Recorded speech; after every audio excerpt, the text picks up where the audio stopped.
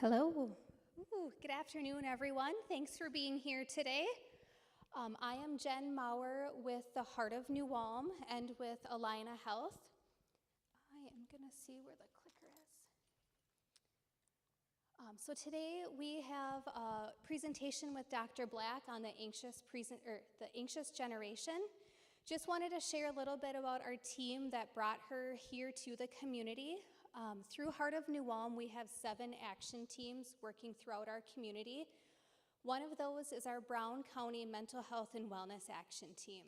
So this action team does lots of really good work. We work on prevention and policy, system, and environmental changes. Part of that is bringing educational presentations to our community, resiliency training, stigma reduction, and lots of other great things. This committee is comprised by lots of community members. It is all volunteer-based. We have about 20 different community members who are represented from lots of different organizations and lots of communities throughout Brown County. So if anyone is interested in joining, we're always looking for new people to join as well. And we wouldn't be able to do this today without a grant that our committee received from the South Country Health Alliance. They have community investment grants, and we received one to work on social isolation throughout our county. Part of that is working with our youth, which is why we have Dr. Black here today, and some of that is working with our senior citizens. So you'll continue to see great work from this committee through the rest of the year. And with that, just a couple housekeeping things. We have about 200 individuals virtual as well, and with that, they're not able to type into a chat to ask questions. So online, if you have a question, or even in the room and you don't want to raise your hand, you can text this number, so 507-766-6667, a question anytime throughout the presentation, and at the end, we will give our phone to Dr. Black, and she will answer those. We'll also have some drawings for the book and stuff later, which this will be used again. At the end of the presentation, we will ask all those who are participating to fill out our survey to give us recommendations on what we can do better and other ideas that we can bring to our community. So at the end, we'll pop this back up on the screen so you can bring your phones out and do the UR code, and we will send it out to those who registered online. We'll send you a list or a link to the recording as well as the QR code for the survey. We are partnering with To Be Continued, so part of our action team partners with lots of organizations throughout our region. One of those is To Be Continued, which is a suicide prevention nonprofit, and so Billy will come up and share some about To Be Continued, and then we'll pass it off to Dr. Black.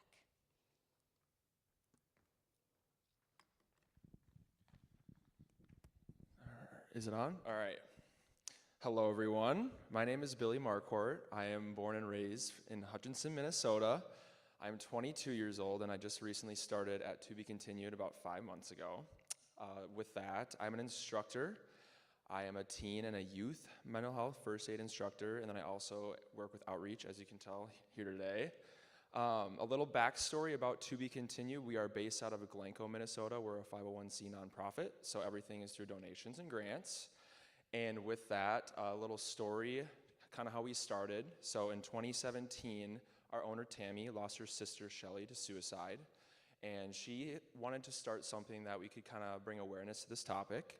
And in 2019, she started this organization to try to help that small town barrier, okay? With that, I'll get into it a little bit later, but we serve an 8-county area, and so we kind of focus on the smaller rural areas because there's barriers there, right? And so with that, we're going to dive into a little bit more about us. So our mission, like Jen said earlier, we work with suicide prevention and education on that topic, and our specific mission is to increase awareness of suicide prevention, mental health, and wellness through advocacy, education, and outreach. This is our 8-county service area: Brown, Carver, McLeod, Meeker, Nicollet, Renville, Sibley, Wright. And slowly we have grown, which is awesome. And we don't know where it's gonna go eventually. It could keep expanding, but that's where we're at right now. I'm going to share a little video if it works, and this will just give you a little overview of what we do, and it'll speak it better than I can. So.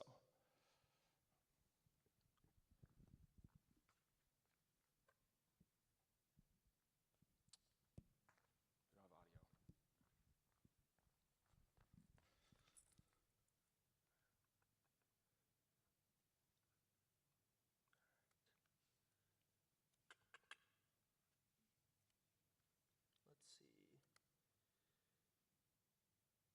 The audio is on my end.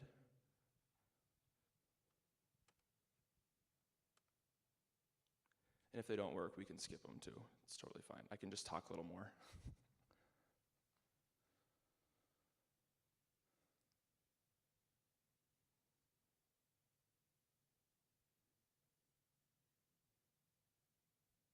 All right, we're just going to skip them. That's totally fine, and I'll just talk a little more about each topic if that's okay with you guys. So we have a board of 9 members, and they are awesome. You'll see them around a lot. And then at the top left, that's Tammy. She's our owner, and she's also on the board. And then our staff is growing by the day. We're now up to 10, which is super cool. And you can see some of our roles there. We have instructors, different media marketing specialists, and then Andy, our office girl. We love her. And then one of our board members, Brooke Dingles, she runs a support group at our office every second Monday of the month from 7 to 8:30. This is just a suicide loss support group. People that have lost someone to suicide meet and they talk about it and they work through different things together.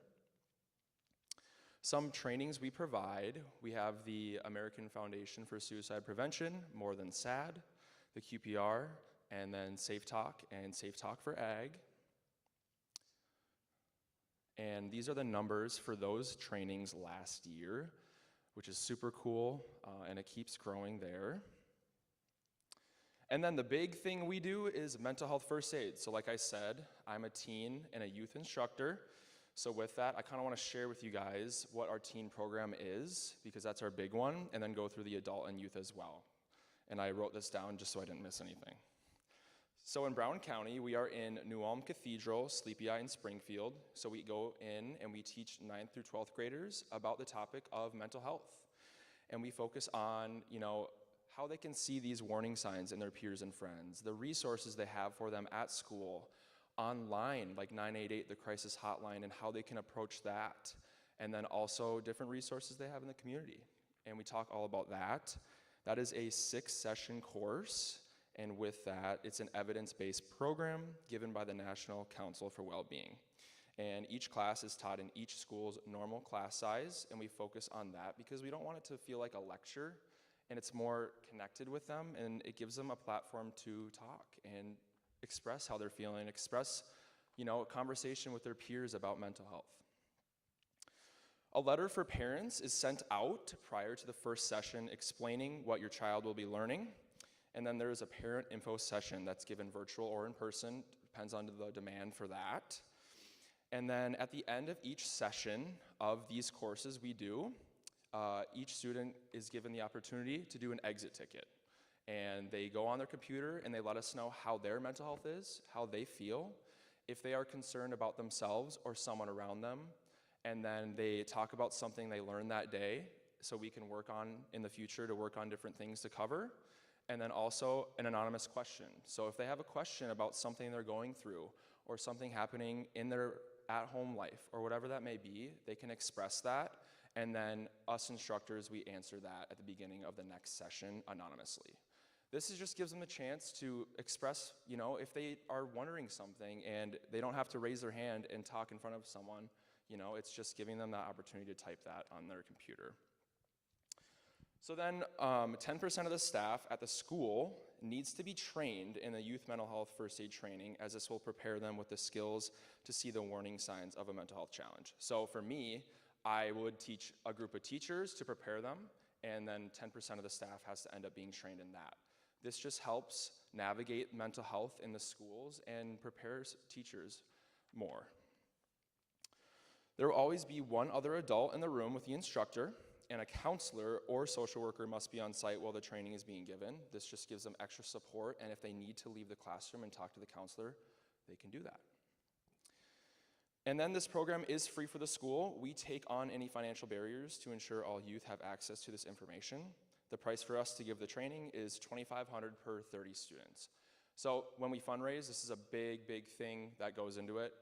Most of our funding is for this program because we are in 20 schools now, which is very exciting, and we are continuing to grow there. This is the numbers from last year. These are some of the schools that we are in, but we trained 1,714 students last year in teen mental health first aid. This is another video that I'm gonna skip over. And then this is now the updated list of the 20 participating schools. Like I said, for Brown County, we are in New Ulm Cathedral, we are in Sleepy Eye, and we are in Springfield. We send out a teen mental health first aid newsletter. This kind of just tells upcoming events that we have through our organization. It will show different schools graduating the course and update you on any new schools that are joining our program. Upcoming events, I'll briefly go over this. We have a training day, June 18th. This covers our youth mental health, adult mental health. We have a naloxone training, we have an assist training, a mental health toolbox training, a bunch of other ones as well that day. And we do that all day at the Glencoe City Center, and every training is free. So if you are interested in getting trained in something, it is on our website. You can register there. We have a bike run coming up September 6th. This one is a motorcycle ride, and we make 5 stops, and throughout the day we do different awareness training, and we just kind of hang out, have a good time. And then there's also a 50-50 raffle that day, and then that one meets at the Kingpin Pub in Plato and ends there as well, and we do 5 different stops in the local area. So we have a CEU, a continuing ed conference coming up. This is gonna happen September 30th, and we are partnering with the Hutchinson Reach program with Chad Harlander. This is gonna be a big deal. It's really cool. And this one's gonna cost $65 if you would like to attend and get those CEUs. And then I believe registration starts July 15th there. We have a Legends of the Opry show. This is a classic country concert, and we actually have 3 shows this year. Very excited for this one. I haven't been to this one yet. And we kind of just work and fundraise for benefits of suicide prevention and mental health awareness there. We'll talk a little bit there. A bunch of our workers will be there to talk to you guys about that. And then it's just, we serve you a dinner, and then you hang out, have fun, and listen to the good music. So that one is November 21st and 22nd, and there's a cash bar as well. And then our big, big, big event we do every year is the Dancing Like the Stars event. In New Ulm, we had a couple from New Ulm this year, Brad and Angie Schugel. They did a great job, and they were bought in, and it was awesome. The show was such a success. We raised over $400,000, so that was awesome.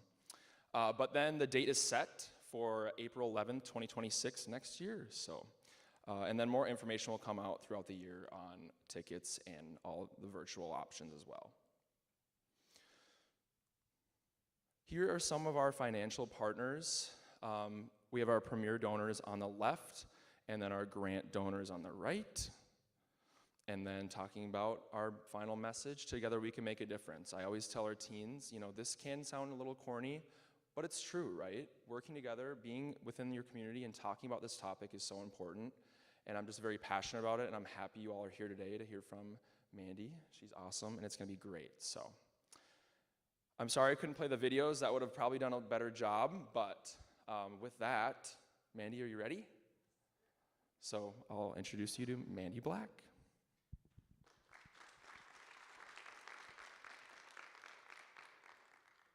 Clicker, mic's on. Well, thank you. Thank you to Jen and everybody from Heart of New Ulm for having me. Thank you to Billy for talking about what To Be Continued is. A little bit about myself. So I am a psychiatrist. I practice in Hutchinson at Hutchinson Health. I've been there since about 2020, so about 4.5 years now. I did my medical school at the University of North Dakota, and then my psychiatry residency at the University of South Dakota, and I'm now in Hutchinson for my first big girl job. So far, so good. Things are going pretty well there. How I got connected with To Be Continued is with that Dancing with the Stars that Billy mentioned, which, by the way, if you have never watched that, it is so cool. This year, actually, a couple from my daughter's school were dancers, so we were fundraising for them. It was a great time. A couple of years ago, one of the now retired psychiatrists kind of roped us into doing the opening dance. That was a lot of work. I'm not a dancer, no. And so I made my debut at Dancing Like the Stars. It was also my finale, and I think that's a public service that it was my first and last performance. But it was a great time, and it's a great cause. And the people who put together the To Be Continued work are amazing people. So we are all very lucky to have them, and I feel very honored to be here. So again, thank you for all of you who are here. To everybody who's watching online, just thank you, and I hope that this is to your standards. So this is a talk about the anxious generation, author Jonathan Haidt. The subtitle, or the sub. I should have asked how to use the red button on top. Okay, so is there? Oh, there it is. Okay. How the great rewiring of childhood is causing an epidemic of mental illness. The great rewiring is sort of a term that the author came up with on his own, and I'll explain what it is, but there really is good evidence that, especially since 2010, and I'll tell you why, there has been a significant change in how we operate as a society, as a culture, and especially how that has impacted kids. It's impacted all of us, but especially kids. Oh, okay. So first off, I read this book and I was really engaged with it because it was proof. It was research on a lot of the things that I had kind of thought, I don't think it's healthy for us to spend this much time on social media, or I'm worried that kids are spending this much time on phones and the internet and things like that. So I read the book and I thought, okay, I want to present on this. So I emailed the author thinking I'll hear back maybe from an assistant in like 3 months. No, the next day, or maybe even later that day, the author himself, Jonathan Haidt, messaged me back, said, of course, use the book. Here's a great link for you. And that's the resource library, which you can find at anxiousgeneration.com. So I'm, of course, freaking out because I'm like, oh my gosh, the author, he messaged me personally. I'm so excited. And my husband was like, nerd. Nobody cares, Mandy. But no, I cared. This is an important topic, and I'm really glad to be here. And if I could write a prescription for almost all of my patients to get off social media for the most part, I would. I think it's a really important thing for all of us to consider. So I don't have anything personally to disclose. I'm going to do my best not to make this a book report, but to some extent it will be, and so I apologize in advance in case that happens. And I'm going to do my absolute best to stay faithful to what the author is saying. I will do my best to kind of identify if I'm giving my own editorials, and then some slides will probably be glossed over just for timing purposes. I am going to do my best to leave time at the end for questions if there are any, okay? Just to be clear, I'm here on my own time, so I am not providing medical advice. This is not any kind of medical advice or treatment. This is for informational purposes only. If you or anyone you know need help with any of the things being talked about today, seek advice, seek help immediately from a trained professional, and you can get that help from 988-911, your local emergency room, your local physician, those kinds of things. So today we're going to talk about and learn more and understand how changes in device ubiquity and internet accessibility have really changed the landscape for how children grow up, think, and function in the world. And then we will get to practical interventions, how we can sort of mitigate the risks for everybody of all ages, and then at every level too, from in our own homes to our schools, to workplace, to government, and then as a community as well. We'll start by defining the timeline and what that great rewiring is in the title. And then we'll talk about what can be done. I do not pretend to be brief, so I'm going to try to keep myself on a good pace, but at the end, I'm hoping there's going to be time for questions, like I said. Before we get into the book, I wanted to point out I get emails at least a couple of times a week about updated research that is exactly about this. This was a couple months ago now, but it was about irritability and social media use in U.S. adults. So it was all ages of people, and the study included all 50 U.S. states as well as Washington, D.C., all demographics, age, races, genders, educational backgrounds. And there was just really three things they were monitoring. One, do you use social media? Two, how often do you post on social media? And three, how would you rate yourself in terms of how irritable you are? And so out of almost 43,000 people, almost 80% of them said they use or post on social media at least once a day.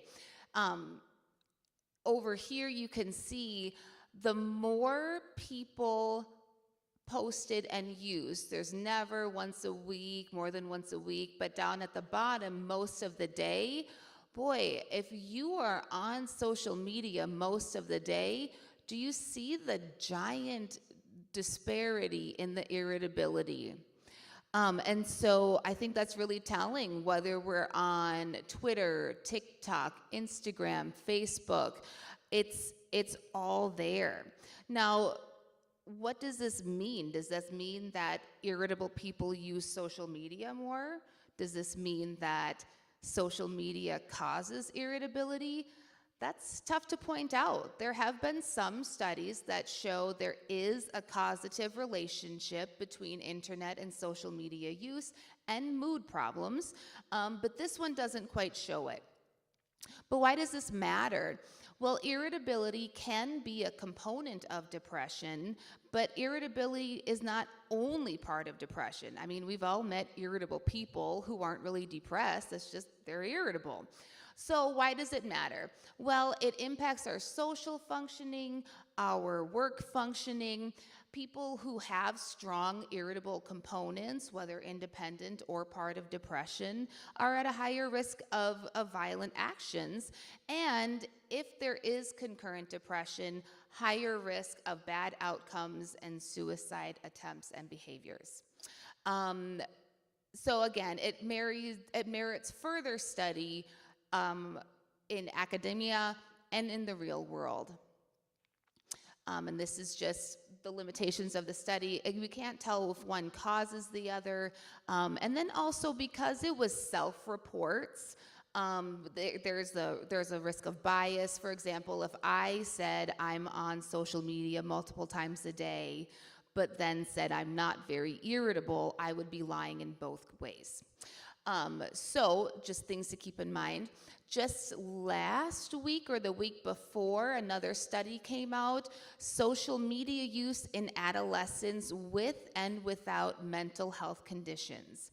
In this case, there were 3,300 youth, I believe they were in the UK, all of them 11 to 19 years of age, And of those, 16% had a mental illness diagnosed. Now, there's a separation between internalizing disorders, primarily depression, anxiety, things that you can think of internal struggles. And then there's externalizing disorders. Think of like ADHD, conduct disorder, maybe intermittent explosive disorder, things that you would see in somebody's actions and behaviors. What we found out in this study is that youth with mental illness, so that 16%, spent, quote, spent significantly more time on social media than those without. And they were also less satisfied with the numbers associated with their social media accounts. And then here we also see internalizing disorders, so depression and anxiety, were more frequently on social media, and in that time were more frequently comparing themselves, not only themselves, but their neighbors, their friends, to everything else on social media. And so they were much more likely to say that their time on social media and their number of likes, for example, affected their mood, whether positively or negatively, and that they were more likely to feel a lack of control about their time spent online. Here too, which causes which? I think there's probably a bi-directional component, but I remember I've fallen into the trap of, how come only 3 of my friends liked this post? That sort of fleeting benefit, that dopamine rush that we get from, yes, we got 30 likes this time. By the way, I don't know if this is a realistic number anymore. I have not been on social media in a long time, so forgive my low numbers if they're unrealistic. But it feels good to get those likes. We all want to be liked. But then that's gone. And what do we do next? I guess I better find something else to post and hope people like it, because if they don't like it, then that means, what about me? And this is coming from an adult, right? So what this means, we have opportunities to teach our kids about realistic comparisons, about giving feedback on social media, but also what I took away from this is just less time on social media, I think, is good. Back to the book. All right. So we'll start with the generations because it matters what time of what era we're in, or what decade. So we've got the baby boomers from 46 to 64. Then there's Generation X from 65 to 80. And then there's my precious millennials, 81 to 95. Gen Z from 95 to approximately 2010. And then here, Gen Alpha is what we're really going to be focusing on for that great rewiring, which occurred, per the author, between 2010 and 2015. And it was the birth of the phone-based childhood and the end of the play-based childhood. Just to sort of set a definition ahead of time, phone in this case is used as anything that has internet access. So it doesn't only mean a smartphone. It might be a tablet, a laptop. Remember Blackberries, PDAs, all those things from the 90s. So anything, or a video game console. So anything like that that is accessible to the internet. So what does that mean? Phone-based childhood born, play-based childhood ended. Let's define those. A play-based childhood is basically one that occurs in the real world. The kids spend most of their time with their peers, they're outside, they're in person, face-to-face. And it's what he calls a slow growth childhood. We develop an attachment with those in our vicinity, and by necessity, those in our vicinity are those who are typically most important and close to us, our family and our close friends. And so it's sort of a cultural apprenticeship because we learn how to function in society. We're watching and learning everything that we do. for the exact same reason why I was mortified, and I knew exactly where my daughter got it when she swore when we were at the restaurant one day, and I thought, great, that's on me. I'm apprenticing her to use that word. I need to pay more attention. Then there's also free play, which is, again, in person, and it's physical. It's outdoors preferably, it's with other kids, and there's some degree of physical risk associated with it. So we're not, walking in a single file line, we're climbing trees, we're building forts, we're maybe even roughhousing a little bit. And here, children are learning how to govern themselves. They're learning what boundaries are okay to push, which ones are not okay to push. And the author says that kids will only take risks they feel prepared to take. In this free play is how they learn what risks they're okay doing. Now, here's an editorial of mine, because the book says that it's best to have unsupervised time, and I prefer independent time. Like, our daughter is 6.5. I'm happy to let her play independently, but unsupervised, I think there's some things that she probably wouldn't do, like just crossing the street and not looking both ways is one of them, and we've had some close calls enough for that. So unsupervised versus independent, it all means the same. I'm not directing the play. The kids are playing with each other, and they're making their own rules and figuring out solutions themselves. Then we've got the phone-based childhood, which is mostly in the virtual or online world. We've got those internet-connected devices, and that is what absorbs most of the kids' time. They live online. They have limited face-to-face interpersonal interaction, and those online relationships are often shallow. And if you think about it, yes, when we're in school, we might have friends and relationships online with our classmates, but also a lot of strangers. And what really freaks me out is the strangers and age inappropriate. Does anybody know the minimum age to log in or to create an account for social media? It's 13. And who verifies that? Nobody. So if I'm a creepy old lady and I want to talk to some young people, I'm going to just lie and say that I'm also a young person. Or if I'm a 9-year-old precocious little girl and I want to be on social media, I'm going to lie and make that up as well. And so you don't know who you're communicating with. And to some extent, that's amazing, right? We get to learn about other people, other cultures, and when it becomes our sole focus and our sole social interaction, that's where we really get into risky waters, or to potential dangers. Spending too much time online is a detriment to our in-person interactions.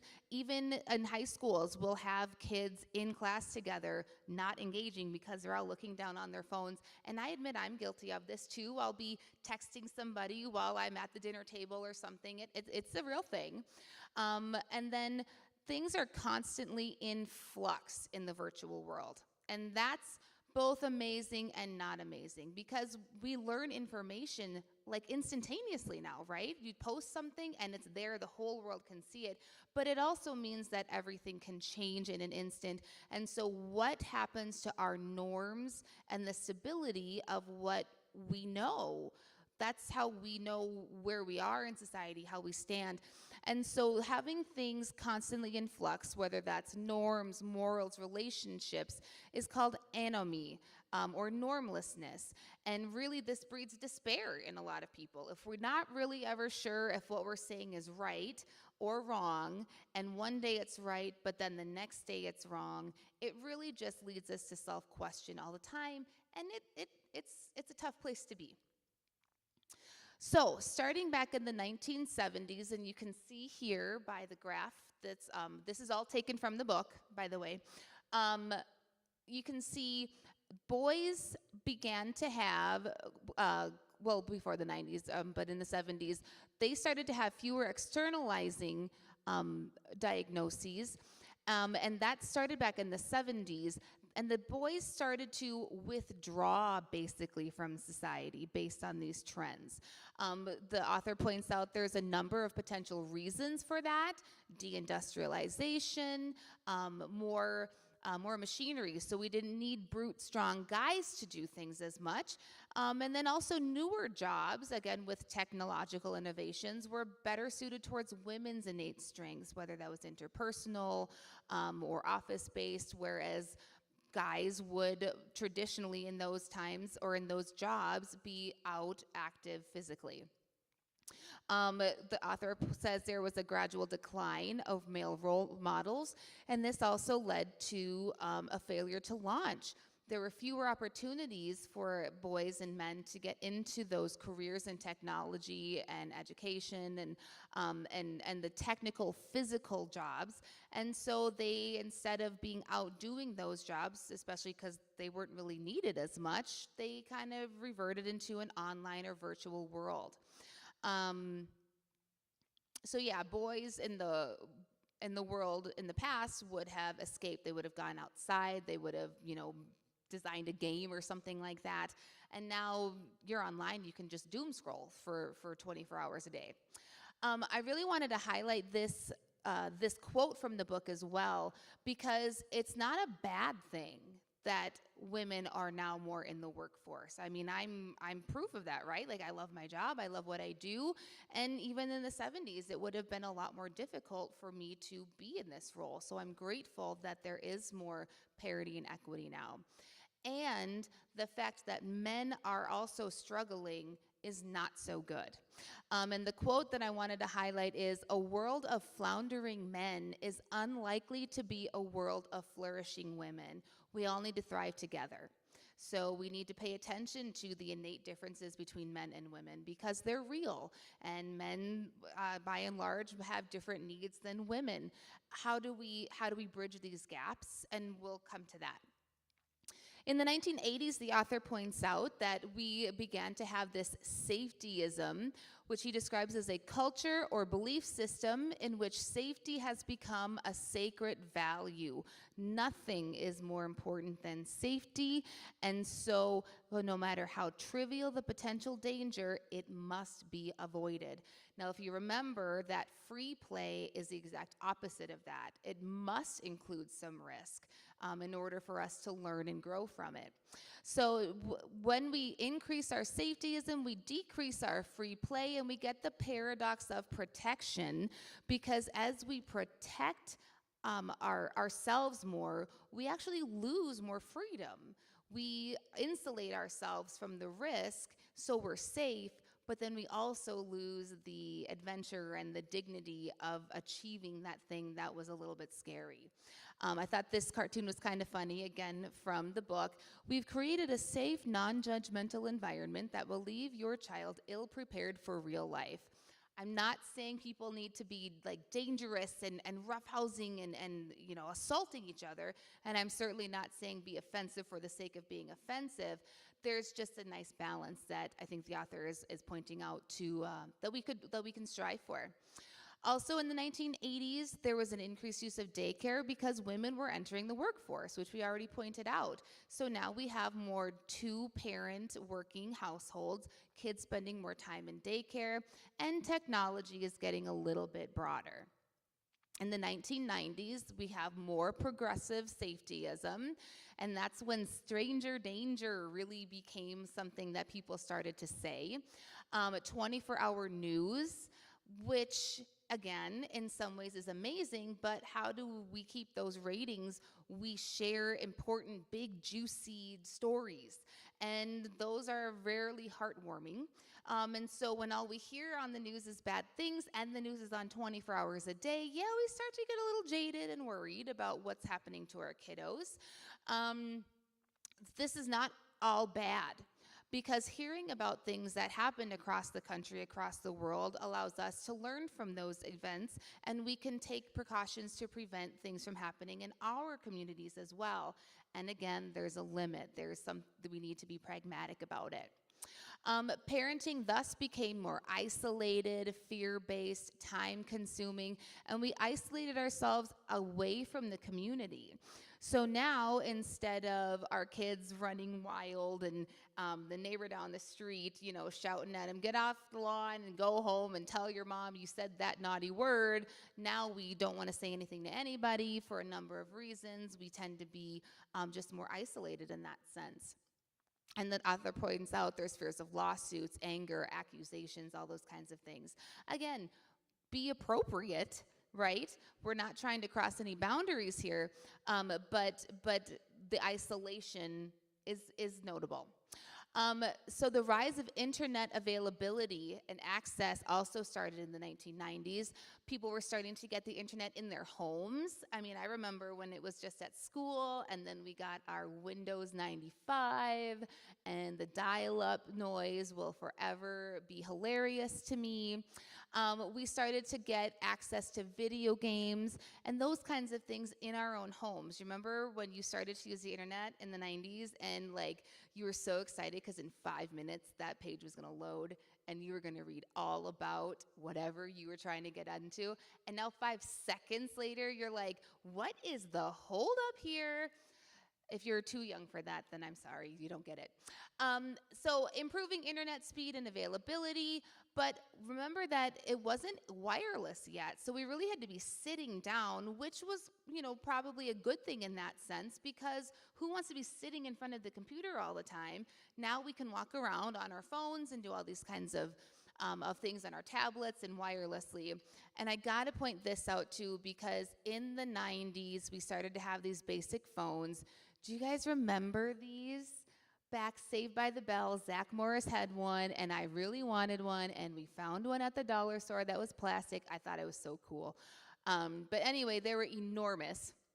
But that was the first phones. Of course, they were analog. They didn't have any kind of internet capabilities.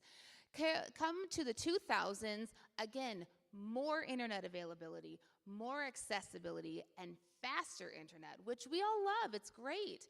The internet was in most homes by 2001, but you'll note there's no deterioration of teen mental health from 2000 to 2010, and I'll show that slide again.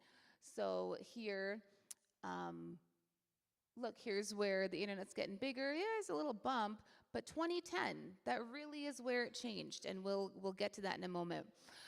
In the 2000s, cell phones are becoming more prominent. We remember flip phones. I got really good at texting on T9, if anybody remembers that. In fact, just yesterday, I was talking with another psychiatrist in our practice, and he was saying, I got really good at reaching my hand in my pocket during rounds and like T9 texting my wife, and I was like, what did people think you were doing in your pocket there? Like, just really itchy, I guess, but he got really good at it. So we got great at texting with T9. And so Gen Z entered puberty around 2009, and this is going to come back later. So smartphones come around. In 2007, that was our first smartphone. In July 2008, the first third-party apps came about. Remember when our phones were like walking calculators and we could play music on them, and there was like Snake on it or something like that. But now we're getting these third-party apps. There were about 500 apps to start, which is like staggeringly small when you think about all the apps that are available now. In 2013, more than 1 million apps, and most homes have at least one smartphone by that time. Let's go to 2004, and that's when Facebook was born, February 4th of 2004. It was available in certain colleges only, and it became more widely available over time. In 2006, available to the public, and here anyone 13 years of age or older with a valid email could get an account. Okay, great, but again, nobody's monitoring or verifying age here. In 2008, here again, with those first third-party apps, Facebook launched a smartphone app, and then in 2009, in their stroke of genius, they introduced the like button.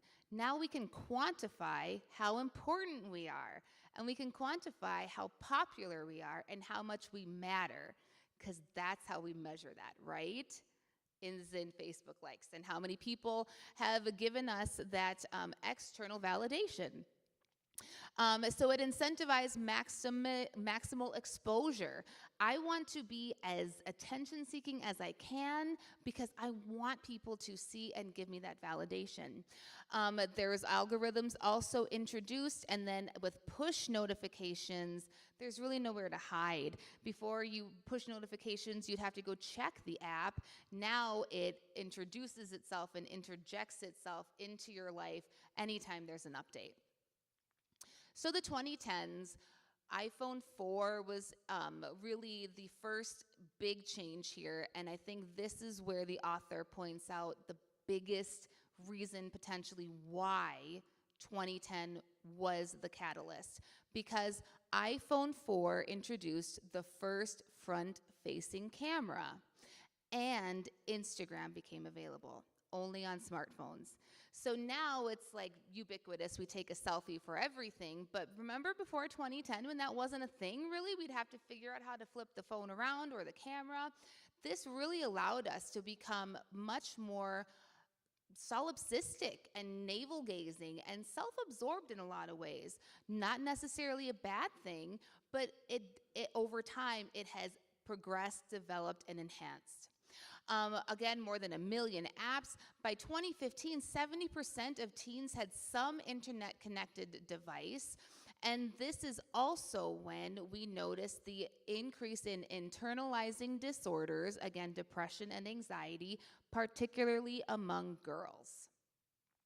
So the Great Rewiring, kind of said it already, but it's a period from 2010 to 2015 where cultural, technological developments really started to change how we lived our daily lives. Social patterns, role models, emotions, physical activity, and even sleep patterns were fundamentally recast over the course of 5 years. And it's true because our social patterns were now moved online. Our role models, we now had almost 24-hour access to them, and we could find role models who we would never have had access to before. Physical activity, definitely different because we are spending so much more time online. And of course, who needs to sleep when we can doom scroll, right? Another great quote from the book, overprotection in the real world and underprotection in the virtual world are the major reasons why children born after 1995 became the anxious generation. And I want to highlight that here too, because the underprotection in the virtual world is, in my opinion, the biggest risk.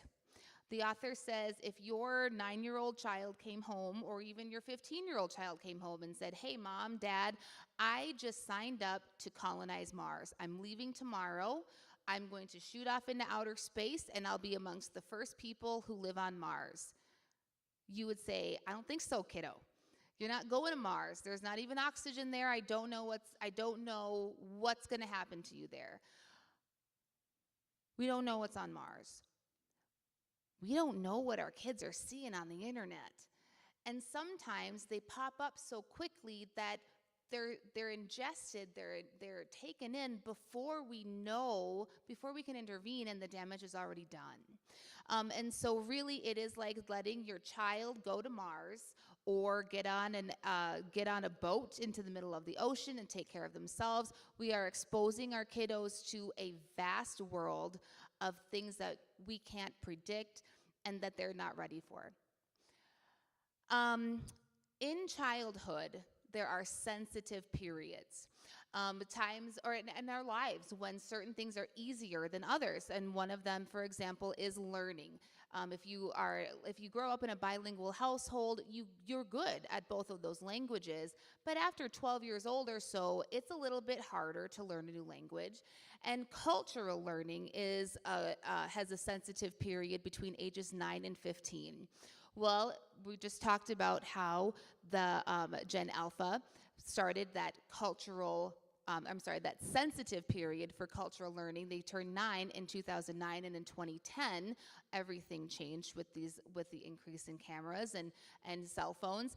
And so as that happened, these kiddos were at their most sensitive time when they were going to be influenced by those around them and culture. So they entered their sensitive period, major transitions in daily life. Social media increases the quantity of social connections, which is fun, but it doesn't improve the quality of them. So many of them are shallow, and that really limits our capacity to develop those strong relationships and our strong sense of self. Um, Especially girls are happier when we have close, strong relationships. We can have 1,000 Facebook friends, but if we don't have someone that we can call and share and talk with on a meaningful, deep level, then we suffer for that. And so that's just the nature of the online world. And I love this quote too. This is the great irony of social media. The more you immerse yourself in it, the more lonely and depressed you become, because you are alone. Even though you are connected to the world, you are alone on that device. So what does it mean to be in the real world versus the virtual world? There's four ways that they're sort of differentiated by the author. The real world is embodied. We are in person, we're aware of ourselves and our surroundings. It's synchronous, so I'm gonna talk, then you're gonna talk, then I'm gonna talk, then you. Primarily one-to-one or sometimes one to several.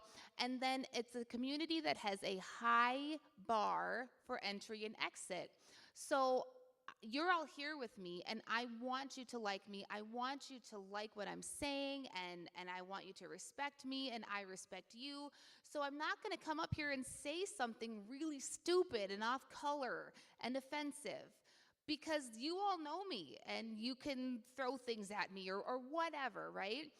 That is the opposite in the virtual world. It's disembodied, and sometimes not even written by humans, but artificial intelligence.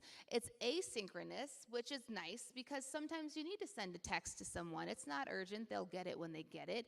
But if that's the primary source and mechanism of communication, it disembodies us, and it detaches us from those interpersonal cues that are very, very important for us to know.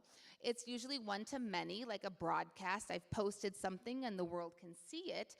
And then it's within a community with a low bar for entry and exit. I can block, I can quit anytime. If I do say something stupid, or if I'm a troll and I say something, offensive on purpose, I've riled everybody up and I'm moving on to the next realm. I don't develop any sense of autonomy and responsibility for what I say and how what I say and do impacts other people, because who cares? I'm just gonna unfriend that person or leave the group. And I love the way that the author put it. It makes those relationships disposable. We are not disposable, but online, yeah, we kind of are. I'll do this and then we'll take a break if that's okay. He makes the point in the book about anti-fragility. So there was a biodome made, and I can't remember where it was, maybe Arizona. And the thought was all these plants are going to grow up and they're going to be so strong because they're not exposed to any elements. There's nothing that's going to be harmful for them, right? Many of the trees, as they grew up and got bigger, buckled under their own weight. And why? Because they weren't exposed to the wind, the natural elements, and the things that tried them, the things that made them work a little bit harder to stay up. So it's good to be challenged. The wind made the trees stronger and allowed them to grow taller and stronger. Without those challenges, we become fragile. And so we want to be anti-fragile, not that we're going to break at the drop of a hat, but not that we're unbreakable either. We want to take a challenge and become stronger from it. And that's kind of the goal. Nice quote here about happiness cannot be reached by eliminating all triggers from life. Rather, happiness comes from learning to deprive those external events, those triggers, of the power to trigger negative emotions in you. Kind of a sticks and stones approach, but in a lot of ways, it still applies. We can take a break here if that's okay. How long of a break do we want to do? 10-minute break. So I have on my phone, it's 7:27, so maybe 7:37 come back. And I'll be around if anybody has any questions or anything in the meantime, okay?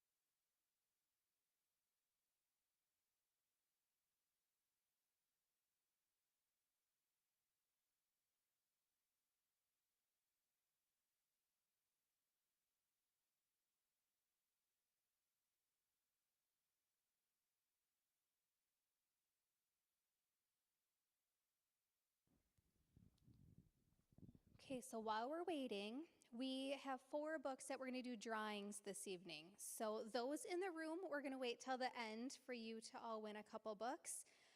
But those online, we're also including you in the drawing. So I'm going to say 2 names, and if you happen to be online, we will have you text in to let us know, and then we will get the book to you. So our first winner is Anne Franta, and our second winner is Ricky, Drankenhan, and I apologize if I mispronounced your name.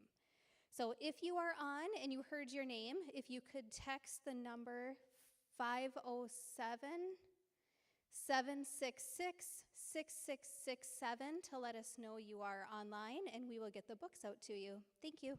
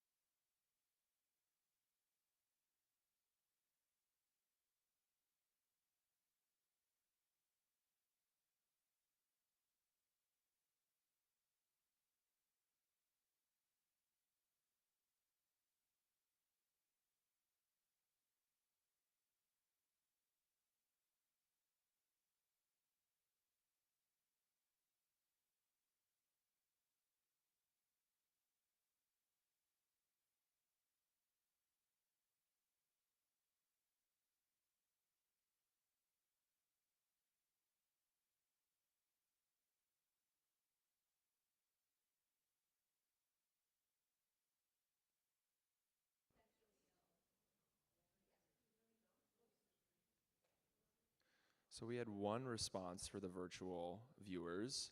And so we're going to pick another person, and it's going to be Becky O'Neill, and I'm getting you the number to text to right now.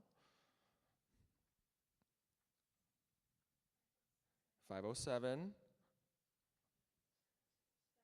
766 6667, I believe. Yeah, okay. So Becky O'Neill, text that number if you're watching, and you'll win a free book.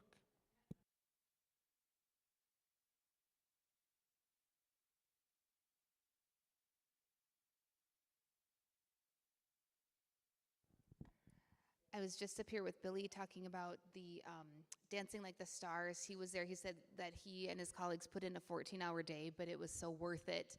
It's a lot of work to put these things together, but over $400,000 is going to put the tools and knowledge into how many hundreds of students who are therefore going to be not only more aware of how to help others with their mental health, but also maybe be more resilient and anti-fragile in their own mental health. So we'll get back into it. There was a request to be back on this slide, so I left it here, and hopefully that is good. I feel like in the when we did this in January, I think they made the slides available, and so if that's something we can do now, I'm happy to share them again. So. All right, we talked about anti-fragility.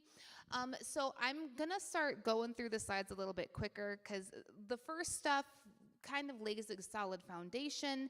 The rest of the stuff is a little more detail-oriented, and it's useful knowledge, and it helps us understand why these things are important, but it's not necessarily why we're here. It's just more supporting.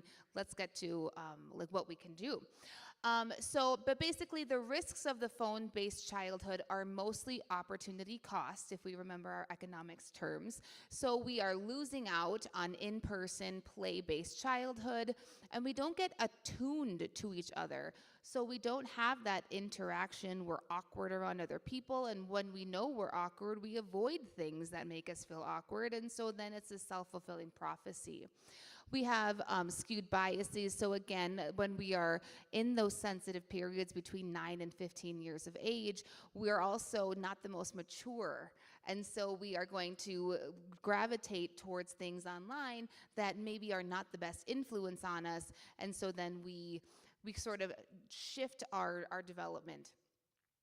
And this is something I wanted to highlight. In the virtual world, in a phone-based childhood, prestige is redefined as receiving attention and acceptance.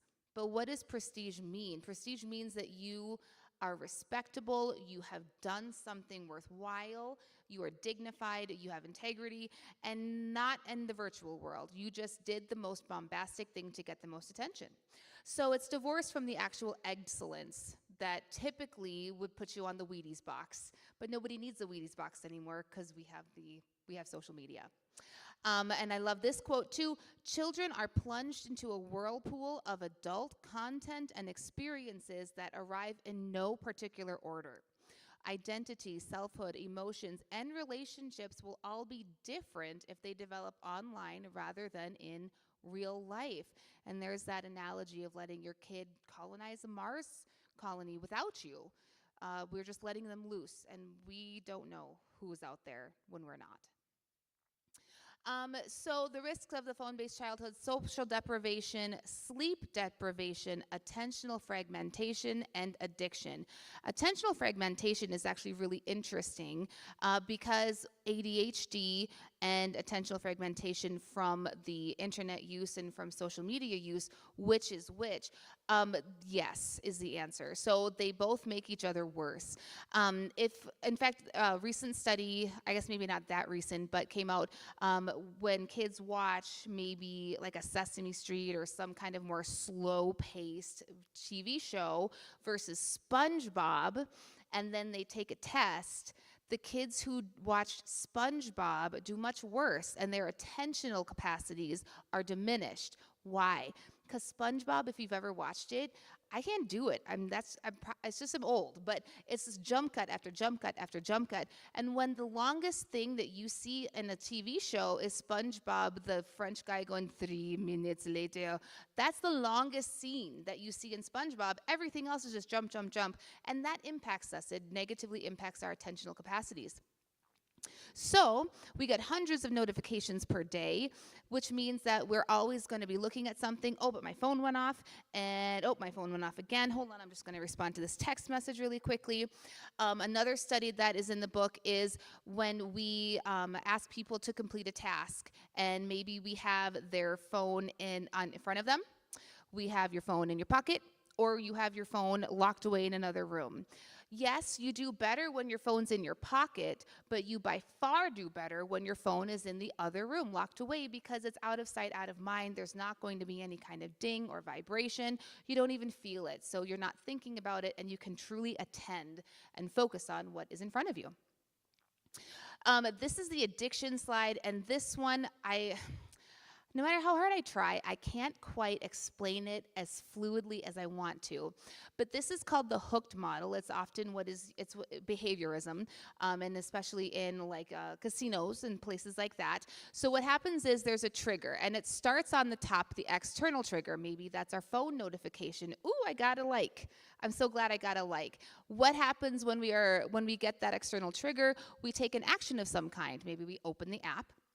And then we get a variable reward. The variable reward is the key, because if we win every time, it's boring. But if we lose every time, that's also boring. So once we get that external trigger and we take the action, we gotta win sometimes, we gotta lose sometimes. And if the net reward is bigger than the loss, then we're gonna keep doing it. And then we get invested because we kind of like that. Are we gonna win this time? Or are we gonna lose? Are we gonna win? Are we gonna win? This is where it's ingenious, because now, because we're invested, the trigger is now internal. It's in my head now. I don't need to wait for the phone to buzz.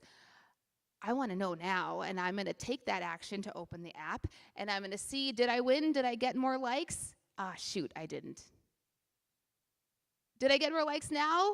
Yes, I did. And so basically, it is this that we get into a loop. I'm guilty of it. I remember I got a tattoo once and posted, and I was just obsessively checking, and it's who we are. It's humans. It's what we're made to do. And so it's the author kind of points out it's kind of a shady deal. It's manipulative and not in a good way. This highlights the differences between girls and boys in terms of the great rewiring of childhood. Girls are usually visually based, and so they pick social media apps to go on to. They often like to compare themselves to others, and then, of course, think about back in like the 60s, 70s, even 80s and 90s, when you had to compare yourself to the women in the magazines or on TV.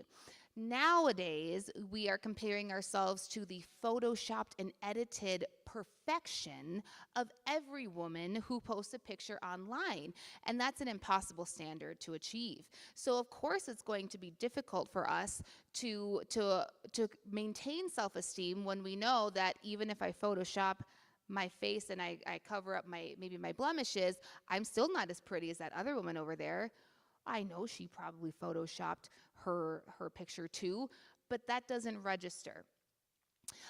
Really interesting study that is brought up in the book is about people who they were shown a series of images, and then afterwards they were asked to rate their satisfaction with themselves in different ways.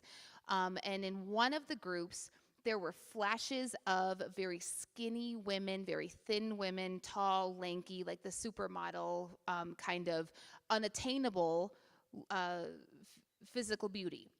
The people who were in that section rated their self-satisfaction lower on average than the people who viewed the images where that was not interjected. And here's the kicker.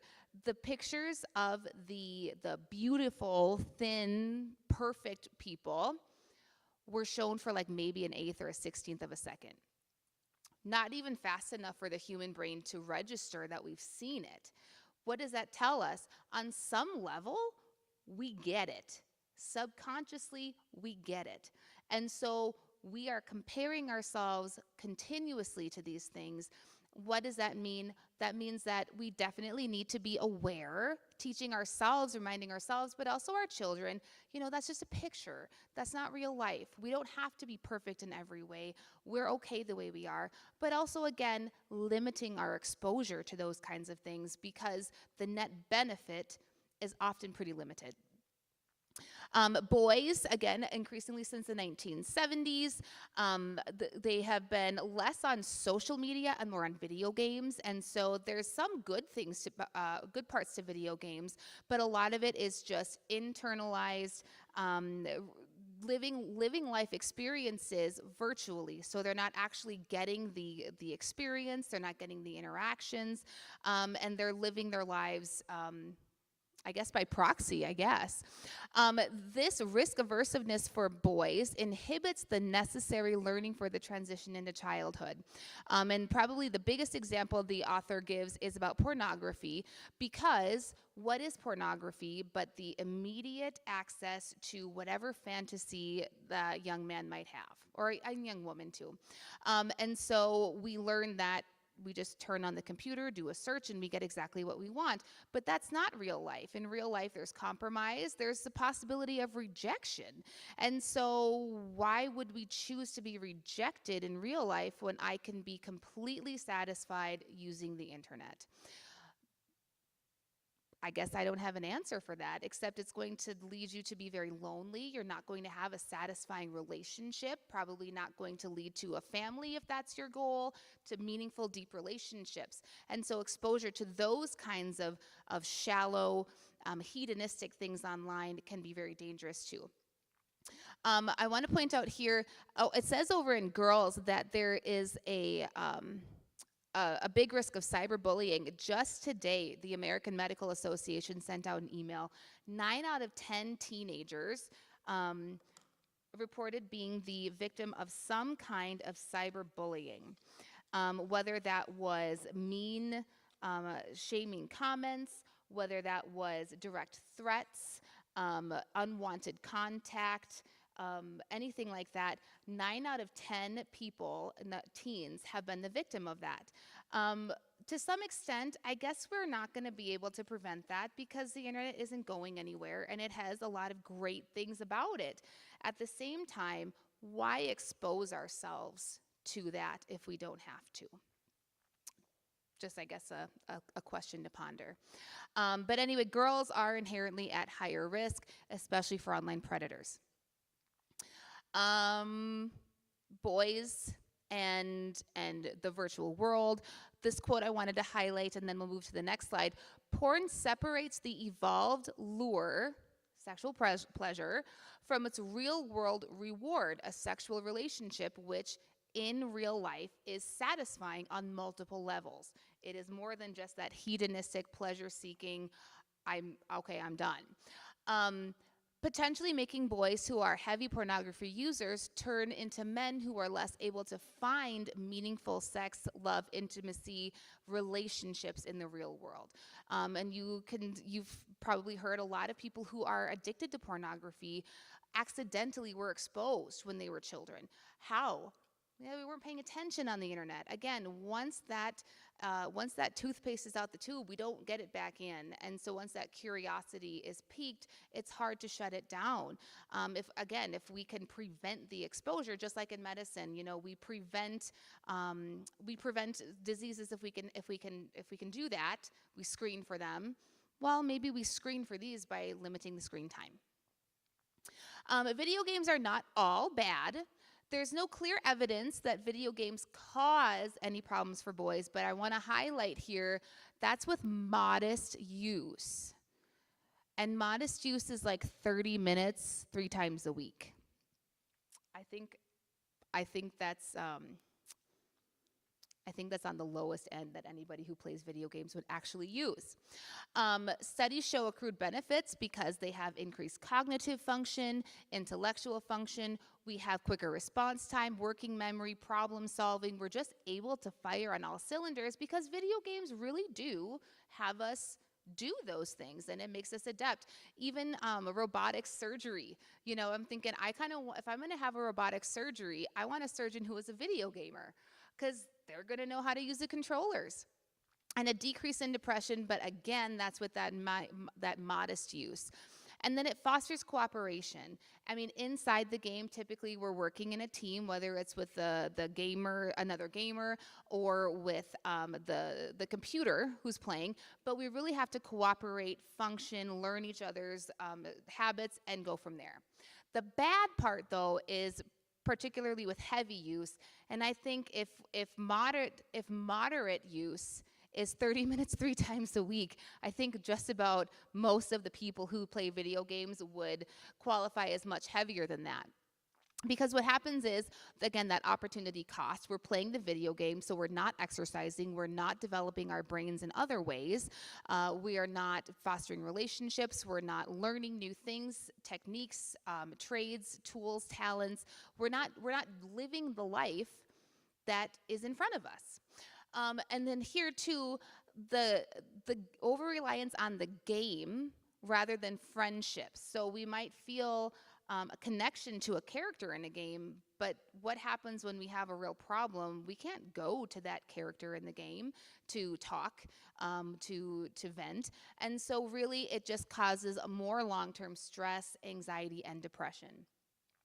7% of boys qualify as having a disorder, a video gaming disorder, which causes significant dysfunction in the real world because there is sort of an addictive capacity there.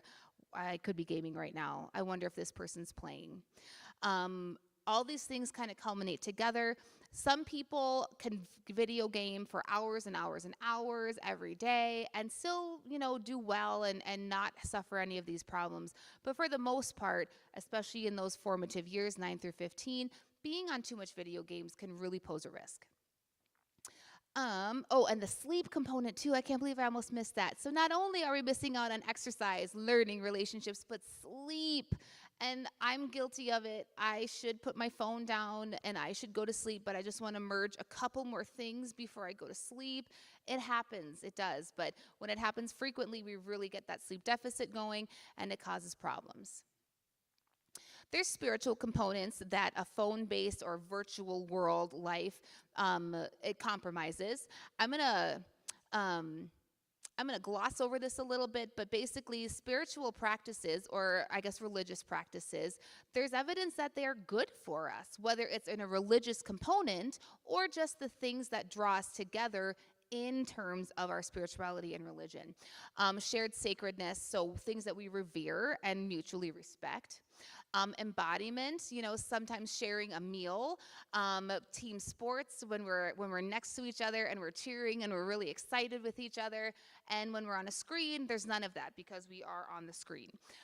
Stillness, silence, and focus. So just being quiet inside and out is good. That kind of meditative stance is good for us. Transcending the self, so being in awe of things that are bigger than us and recognizing there are things that are bigger than us. Physically and figuratively, we are a part of something that is much broader and more intricate than we can understand. That is a good thing for us to keep in mind. And then being slow to anger, quick to forgive, and then finding awe in nature.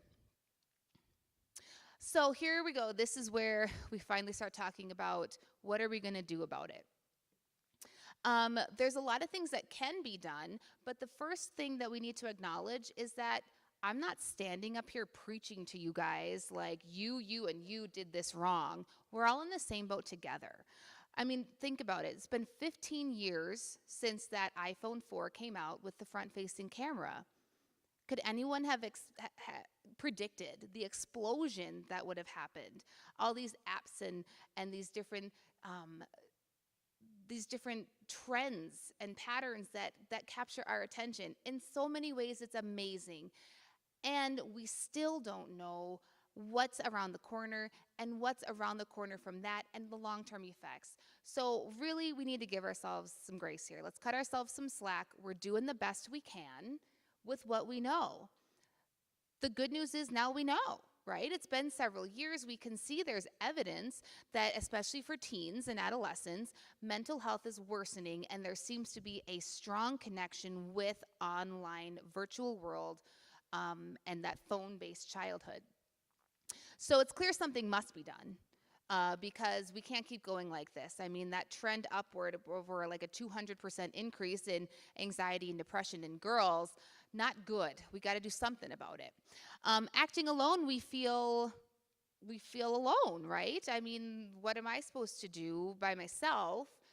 But as Billy pointed out earlier, together we make a difference, and that is 100% true. So we don't want to stand out like a sore thumb, but if we can find like-minded people to say, hey, I'm not going to give my kid a phone till they're 16. What are you going to do? And if we can all come together in a consensus and stand strong with each other, we are a lot more powerful that way. So there's collective action problems, social dilemmas that we need to figure out, seemingly insurmountable things like how are we going to take care of this depression problem? I can't do it alone. And again, that's where coming together as a community, as a government, as a society really are important. There's 4 types of the collective response. There's voluntary coordination, social norms and moralization, technological solutions, laws, and rules, and we'll kind of go through a lot of those. So in our culture, the author puts forward these 4 reforms that he says, if we do this in general, it's going to solve a lot of the problems. Number 1, no smartphones before high school. Now, that doesn't mean no phones at all. You can have a basic phone, and I'm sure kids will get great at T9 again. Our daughter has a little watch because we want to be able to call her. I mean, it's 2025. You can't live without a phone anymore. But she's got a little watch that has a GPS on it, and we can pre-program who can call and who can message. And that's great because she still has access to the cool thing, but we have control over it. A 6.5-year-old doesn't need access to the internet. So those basic phones, you know, our kids play sports and they need to be able to call us, but they don't need the internet for that. And then social media, none before age 16. By age 16, and I don't know, I'm a lot farther from, you know, being 10, 11, 12, 13, 14, 15, 16 than I was, you know, before. But I remember just the feeling of maturation, you know, like when you turn 16, you're like, I can drive. Wow, that means something. We are continually maturing up until age 25, and that's when our frontal cortex and our prefrontal cortex are finally done developing, when we are hopefully much more mature than we were younger. And so the later we can delay the exposure to some of these things that we might not be ready to take in, the better. So the author says age 16, even though 13 is when the internet companies and the government say. Notice that 9 to 15 is that sensitive period. 16 is outside of that. Granted, it's fluid. You know, it's not like at age 15 you turn 16 and you're done. But again, it's just in general that sensitive period is more likely to be done. Phone-free schools, and so I mentioned earlier, what's the difference between having a phone in front of you, in your pocket, and outside of your space entirely?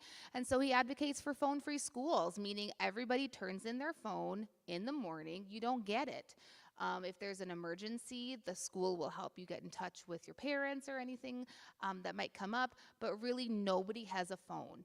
I'm sure every school has a policy that you're not supposed to have phones, but he advocates for removing the phone. You have no phone. And then a lot more unsupervised play and independence in childhood. Again, that overprotection in the real world and underprotection in the virtual world are the major reasons why children born after 1995 became the anxious generation. So we know that they're not going to go fall out of a tree, but we know they're not going to fall out of a tree because they're sitting on the couch exploring God knows what on the internet. And then here too, some rites of passage. The author acknowledges, you know, there are rites of passage for, well, since time began, right? I mean, ancient tribes had rites of passage for maybe a first hunt, maybe turning into a woman, things like that. Now our society in our world is so diverse. So you can't say we take this religion or that religion because everybody's different, and that's okay. But he did kind of boil things down in this way, and it makes a lot of sense if you think about it. So basically, children need rites of passage. Without societal standards, basically without society at large saying, this is what's okay and this is what's not, and there are going to be exceptions all the time, but in general, this is what is the expectation to be a part of polite society. Without that, kids create their own rites of passage. And what happens then? Gang hazing and initiations, getting jumped into a gang. Maybe we get hazing for fraternities and sororities. Without a responsible role model and a responsible set of behaviors to emulate, it's chaos.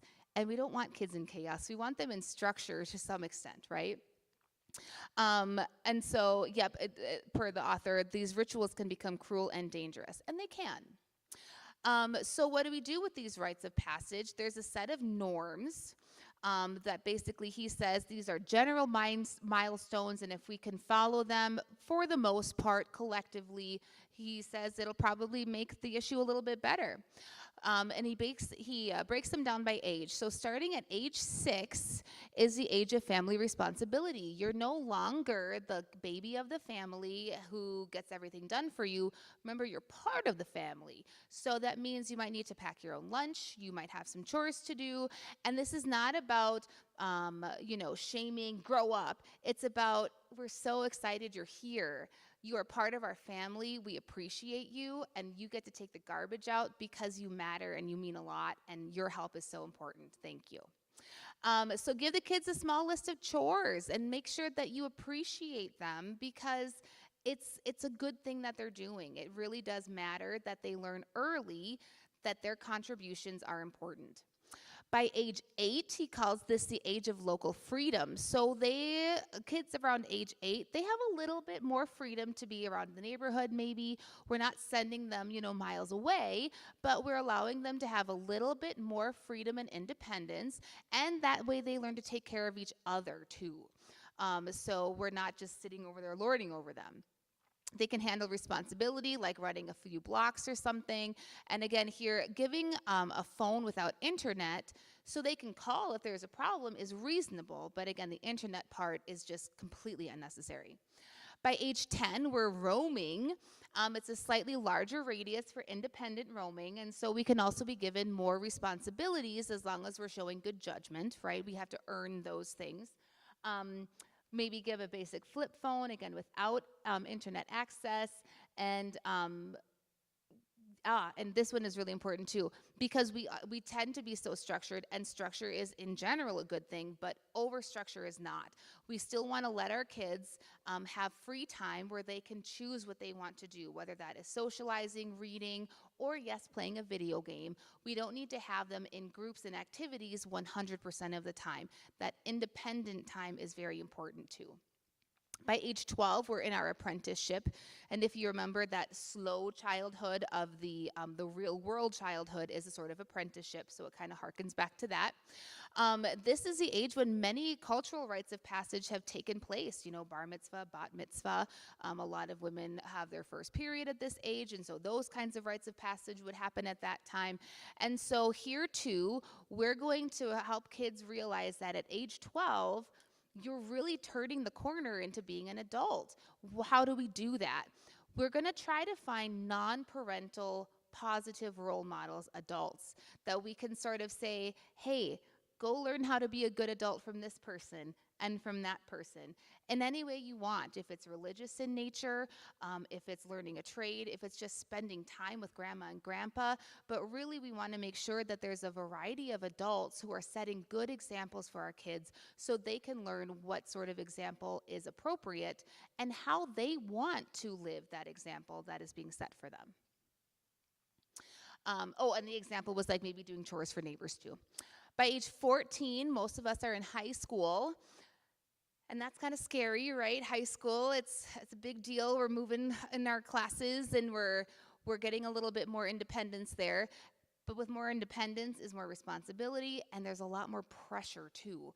And so what do we do at age 14? Well, we want to maybe start working for pay or joining a team. Basically, we want to make sure that our kids are learning that if we want things, we earn it, because there's dignity in earning what we have. And truthfully, there's dignity in having negative consequences for our decisions as well. I often tell people my patients who are struggling with maybe an unruly kid or a kid who lives in the basement and they're not contributing and this and that, and I'll say, removing the consequences of decisions removes someone's dignity. So give them back their dignity and give them a consequence, and that's how they'll learn. And if they don't wish to follow that consequence or continue that consequence, well, then they will leave. But here we want to highlight the positive consequences. You work hard for what you get, and sometimes it doesn't work out, and that's okay, kiddo, because you worked hard and you did great. Age 16, now we're starting to be a little more responsible, again, out of that sensitive age where we can maybe get on the internet a little bit. So we can drive, most of the time by 16. So maybe now we can also do a smartphone. He mentions and he recommends that 16 be the legal age for social media registration, but there too, who's monitoring? We'll come back to that. Age 18 is the beginning of legal adulthood. We can vote, we can sign contracts, we can join the military. And then, of course, there are a couple of things that don't happen until age 21, like drinking, and then some gambling, and I believe cigarettes now. But by age 21, we are a full adult in the law, and that's just that. So what are we going to do? The race to the bottom was something that I found very interesting in the book. And what does that mean? The brainstem.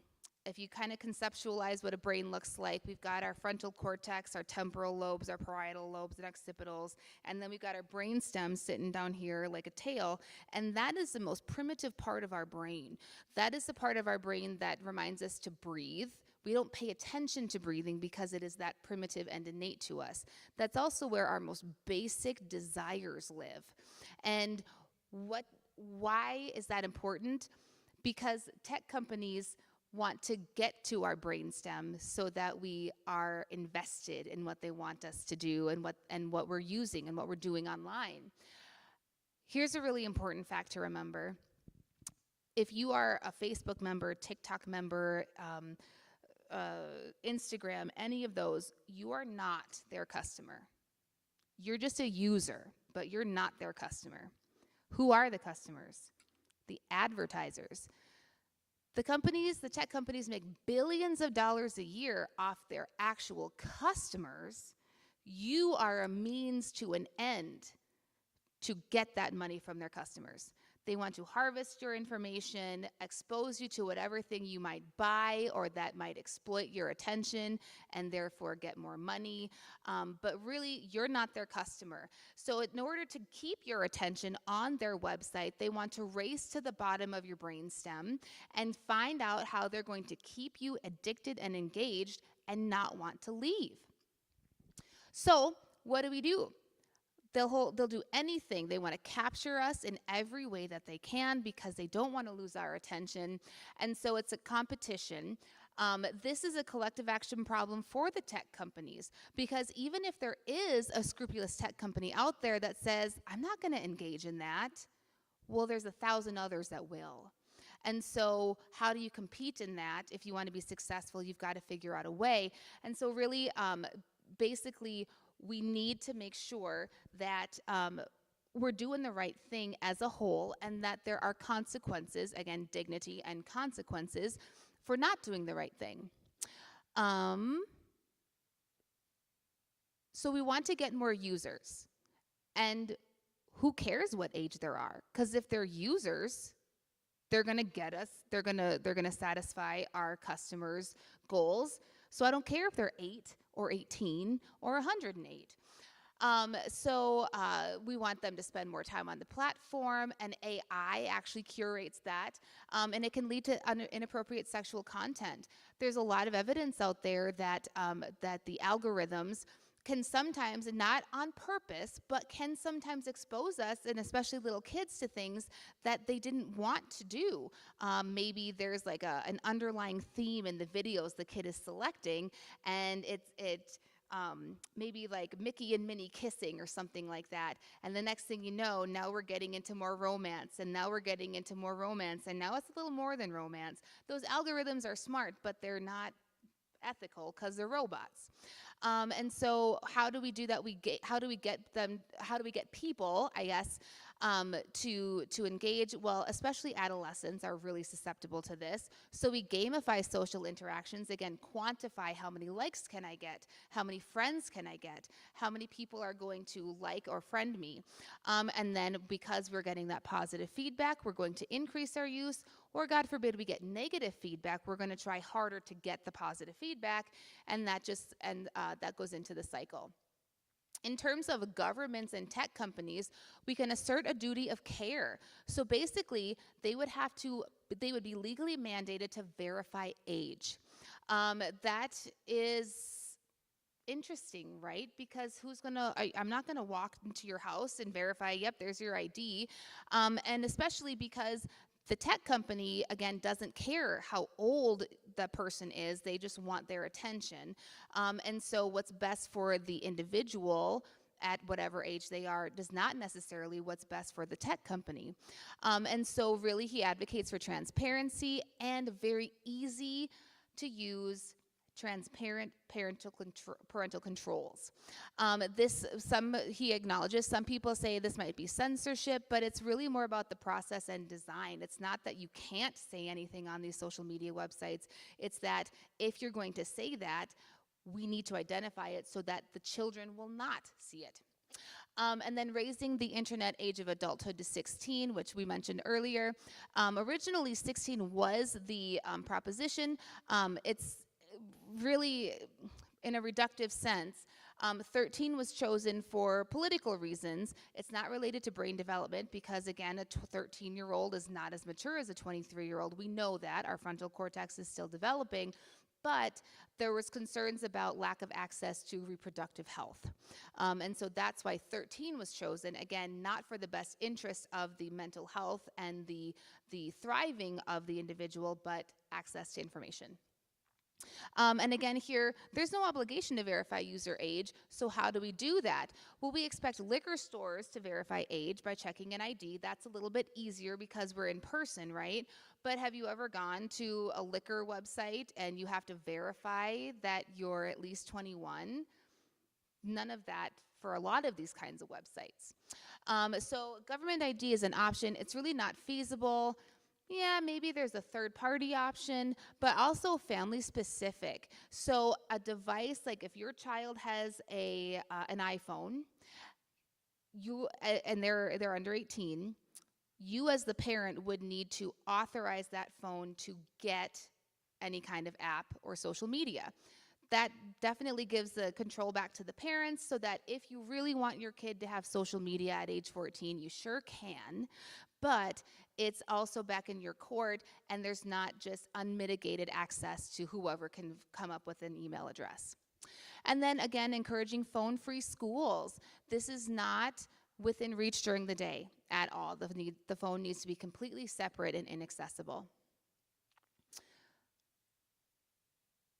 In terms of government interactions, the author talks about stop punishing people for allowing their kids to explore and have freedom, again within limits.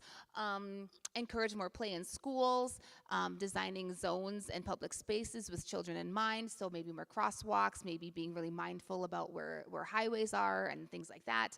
And then here's an important one: vocational, educational, apprenticeship, and youth development. We are so hyper-focused on college in our culture, and I actually kind of hate it when I see, like on TV, like a sitcom, you'll see the parents, "You're going to college," and the kid's like, "No, I don't like school. I don't want to go to college." You're going to college. Not everybody is made for college. Not everybody likes college and is a student.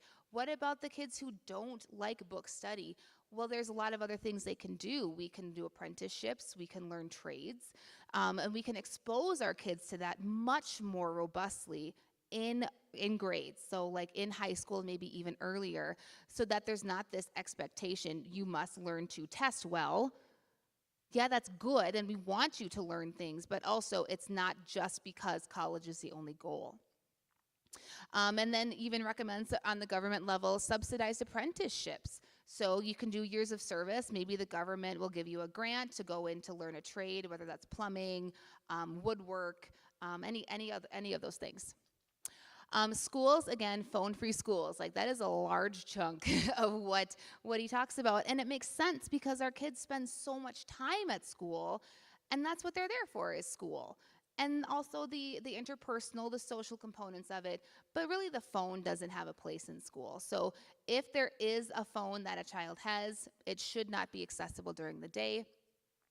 One thing that was interesting is the author points out that inmates in solitary confinement learned that some kids don't have recess, and they were like, well, even we get an hour of yard time in solitary confinement. And then the other point here is that it's very interesting that the problems of overexposure to social media are disproportionately problematic for low income, minorities, and like especially low income Black Latino kids, single parent households. And those are and that's often because there's more screen time with less supervision. But if you think about where do the elites go, the people who are making millions off of social media websites, they send their kids to the prestigious schools. They don't have internet. Every kid doesn't have a Chromebook in those schools. They are a lot more old school in that sense. More free play, longer recess with less intervention, maybe a play club, better playgrounds. Re-engaging all students, but especially boys, again, in those VOTEC opportunities that are often kind of underserved and underutilized. Then there's this Project Grow, which it's not really groundbreaking, but it's interesting when you think about it. You take a child and you say to that child, what's something that you're nervous to do? Could be something as simple as ordering a pizza on the phone if you've never done that before. So then you say, okay, great.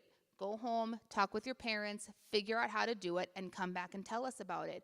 The immense dignity and just the pride that kids can get from doing something as simple as ordering a pizza, because it seems really scary, right? Like, what if the other person on the other line is mildly irritable? I guess that's not that big of a deal. I guess I really can do that. Yeah. And you know what? I can do other things too. I did that, I can do other things. Enabling our kids to do things on their own is so important. And so identifying things that they might really be fearful of doing or hesitant to do, and then walking with them as they do it is a great tool for them, and also a great opportunity to partner with your kids and bond with them. Attachment theory, secure adults need to be a safe base to return to. There's this sort of the gardener and the carpenter. The carpenter meticulously constructs the child. The gardener cultivates the child and lets it grow into what it's meant to be. Kind of the difference between authoritative and authoritarian parenting. We want to be authoritative where there's definite boundaries. There are things that you cannot and should not do, and if you do them, there are clear consequences, which you will consistently get. But there's also room for error, and it's not going to compromise your status in our family. We'll still love you if you make that mistake. So that was just an interesting thing there. And then I loved this quote too. Our job as parents is not to make a particular kind of child. Our job is to provide a protected space of love, safety, stability, in which our children of many unpredictable kinds can flourish. We don't shape our children's minds. We let those minds explore all the possibility the world allows. Our job is not to tell children how to play, it's to give them toys. We can't make them learn, but we can let them learn. So basically, in real world carpenters and virtual world gardeners, we let social media take over the garden. We want to be carpenters on the virtual world, right? We're very structured, we're very involved, we know what they're being exposed to, And in the real world, we want to be a gardener. We want to help them flourish and grow and learn and get new experiences more at their own pace. Parents from 0 to 5 years, obviously providing food, love, shelter, clothing, but we also want to be their secure base, plenty of free play, exposing kids to older kids too. It doesn't need to be all the same age group. A parent-child relationship, not every minute needs to be monumental. You know, trying not to be on the phone while you're hanging out with your kid, but also just spending time with your kid, doing something mundane is okay. It doesn't all have to be big trips and events. Giving the child responsibility, remembering that many of the teens, especially those who identify with those internalizing mental health disorders, feel useless. Why do they feel useless? I don't even know how to order a pizza. Why don't you know that? Well, I never did it. Why didn't you do it? I never had to. Okay, let's figure out how to get these kids involved. Less and better screen time, really no daily screen time before age 2 years, and from 2 to 6, limited screen time.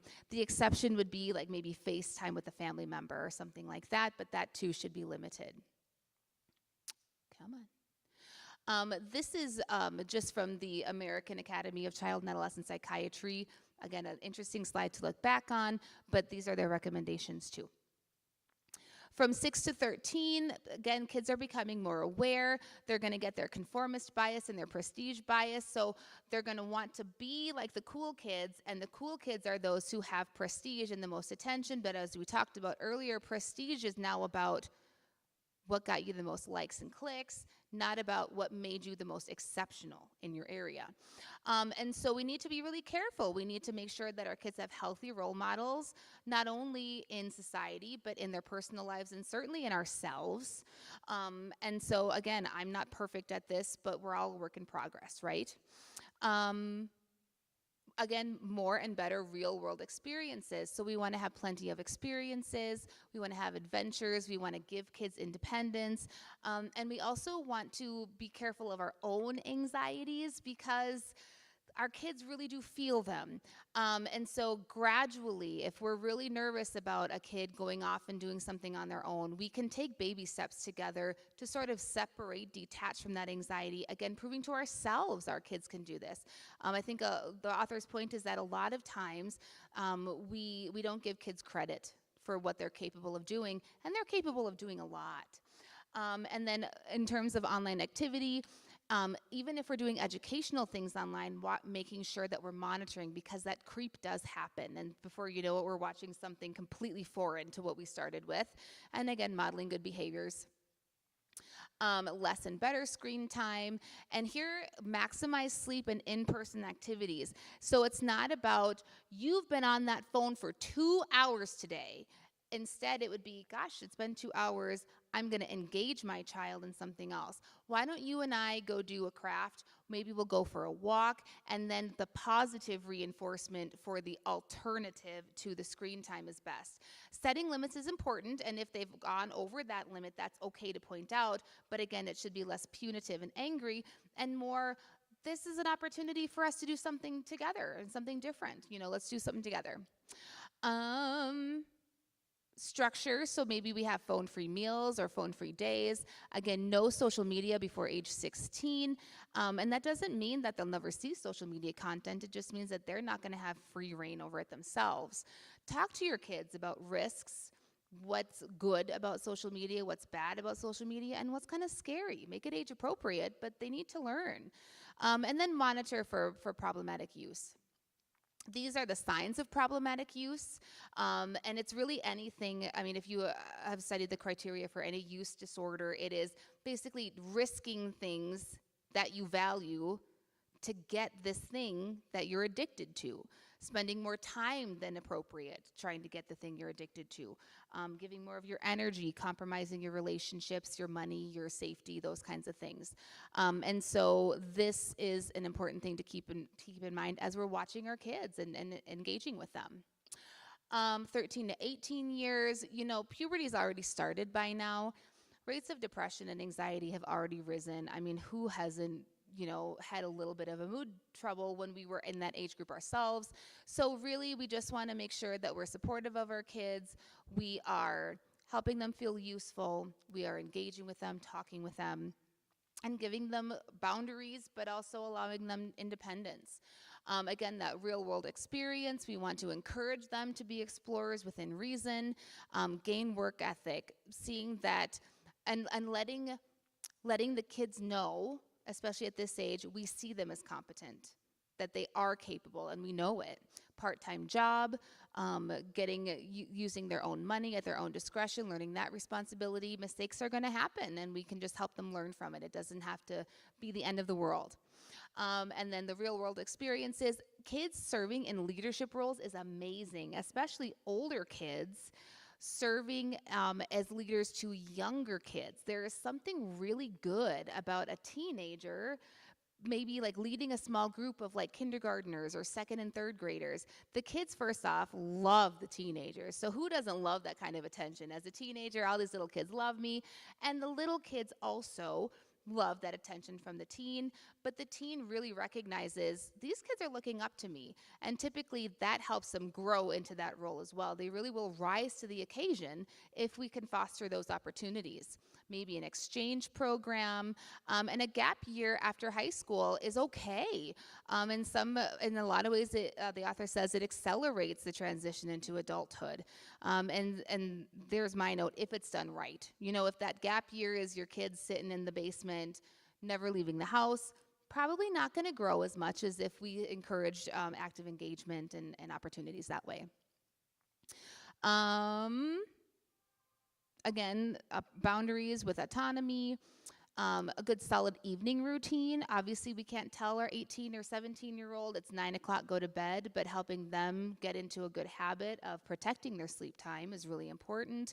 And then looking out for for signs of problems, and being aware of temptations.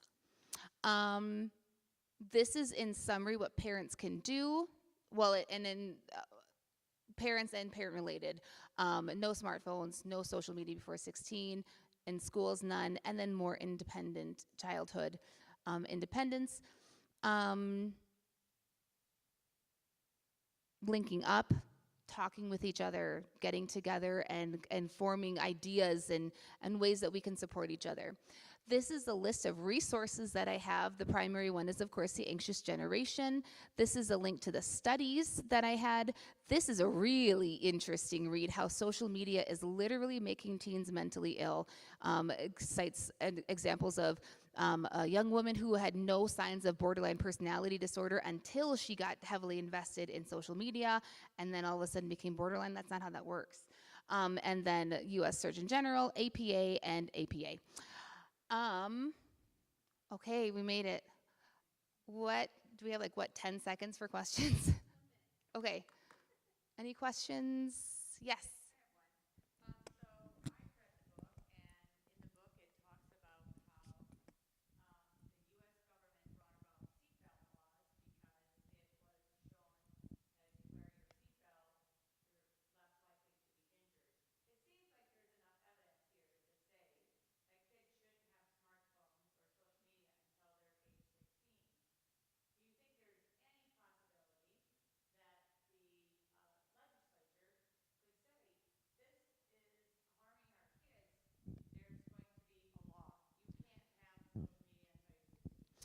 I think ideally, yes, because the evidence is there. Back when the law was being made, there wasn't enough evidence, so we just kind of had to go with what we thought was right. And now the evidence is there, so ideally it would be changed. I know that there are some legislators who are advocating for that. I also think nobody wants to be that unpopular. I mean, even TikTok, right? Current administration, some people were like, get rid of TikTok. Some people are like, yes, I'm so glad we're saving TikTok. It's very polarizing, almost as polarizing as some of the other more serious issues out in our country right now. And so even TikTok, like that by itself, the uproar that comes from it, people are really passionate about it. So I think there's also the whole I want to get reelected component. And I think there's a lot of people who just don't understand the risk involved. I think there's still a lot of underestimating the risk. but yes, and I'm sorry, for those who might not have heard, the question was, the U.S. government mandated seat belts because there was clear evidence that wearing a seat belt would save your life if you were in a crash. Why are we not mandating higher ages for social media access? Because there is clear evidence that that is also beneficial for our overall well-being. So, good question. Okay. So this one says, the 4 fundamental reforms are ideal, but how as parents do we push this when our kids enter middle school at age 11 and are given a Chromebook for school use without monitoring limitations or blocks to things like YouTube or online games? That's a great question, and I'm sure the answer is going to be different depending on your school district. Computer in the common area is a really important one. So even if we have a Chromebook that is a laptop that could go into a kid's room, we're not bringing it in there. We're gonna stay in the common area where mom can look over your shoulder and see what you're doing, kiddo. We're also going to make it clear that there is a distinction. Even if at school, for some reason, it's okay for you to look at Facebook or YouTube or whatever, it's not at home. And then maybe communicating with teachers, I don't like this, I don't want this to happen. Obviously not angrily or accusatorily, but saying like, we really value not having unfettered access to the internet. We hope that we can find a way to implement that while we're at school too. Does that kind of answer the question, I guess? Okay, sorry if that wasn't quite a good answer. Okay, now the exciting part, the book giveaway.